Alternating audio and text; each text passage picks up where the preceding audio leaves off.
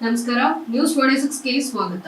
ಯಳಂದೂರು ತಾಲೂಕಿನ ಬಿಳಿರಂಗನಬೆಟ್ಟದ ರಂಗನಾಥ ಸ್ವಾಮಿ ದೇವಾಲಯದಲ್ಲಿ ಶುಕ್ರವಾರ ಸುಗ್ಗಿಯ ಸಂಭ್ರಮ ಸಾರುವ ಸಂಕ್ರಾಂತಿ ಚಿಕ್ಕ ರಥೋತ್ಸವ ಅಪಾರ ಭಕ್ತರ ಜಯಘೋಷಗಳ ನಡುವೆ ವಿಜೃಂಭಣೆಯಿಂದ ಜರುಗಿತು.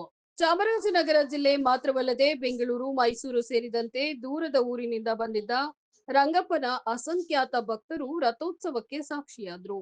ಬಿಳಿಗಿರಿ ಬನದ ರಂಗಪ್ಪನ ದರ್ಶನ ಪಡೆದು ಪುನೀತರಾದರು. ಶುಕ್ರವಾರ ಬೆಳಗ್ಗೆ ಸೂರ್ಯನ ಕಿರಣಗಳ ಚುಮುಚುಮು ಮಂಜಿನ ಜಾದರ ಮರೆಮಾರುವ ಹೊತ್ತಿನಲ್ಲಿ ದೇಗುಲದ ಪ್ರಾಂಗಣದಲ್ಲಿ ಜನಜಾತ್ರೆ ನಡೆದಿತ್ತು. ಬೆಳಗು ಬಿಸಿ ಮುಟ್ಟಿಸುವ ಸಮಯದಲ್ಲಿ ರಂಗನಾಥನ ತೇರನ್ನ ಸಿಂಗರಿಸುವ ಕಾಯಕ ಆರಂಭವಾಗಿತ್ತು. ಬಾಳೆ ಕಬ್ಬು, ಬಗೆ ಬಗೆ ಪುಷ್ಪಗಳ ಹಾರ, ಬಣ್ಣದ ಬಾವುಟಗಳ ಅಲಂಕಾರದಿಂದ ತೇರು ಕಂಗೊಳಿಸ್ತಾ ಇತ್ತು. ಅಲ್ಲಲ್ಲಿ ಅಕ್ಕಿ ಕಜಾಯ ಹಾಗೂ ಪುರಿ ಇಟ್ಟ ಭಕ್ತರು ದಾಸರಿಂದ ಬ್ಯಾನೆಮಠ ಉತ್ಸವವನ್ನ ತೀರಿಸಿದ್ರು. ಅನ್ನದಾಸೋಹದ ಮೂಲಕ ಪ್ರಸಾದ ವಿತರಣೆ ಕೂಡ ನಡೆಯಿತು. ಸುತ್ತಮುತ್ತಲ ಗ್ರಾಮಗಳ ಸ್ಥಳೀಯರು, ರಂಗನಾಥನ ಒಕ್ಕಲಿಗರು ಹಾಗೂ ನಾಡಿನ ವಿವಿಧ ಜಿಲ್ಲೆಗಳಿಂದ ಹೆಚ್ಚಿನ ಸಂಖ್ಯೆಯಲ್ಲಿ ಭಕ್ತರು ಆಗಮಿಸಿದ್ರು. ವರದಿ ಎಸ್ ಪುಟ್ಟಸ್ವಾಮಿ ಹೊನ್ನೂರು, ನ್ಯೂಸ್ 26 ಕನ್ನಡ, ಚಾಮರಾಜನಗರ.